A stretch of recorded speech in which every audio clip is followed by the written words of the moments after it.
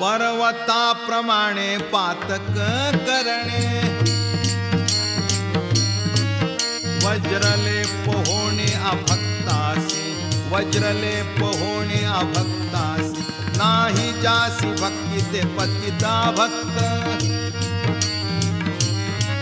हारिसी न भजत दैवहत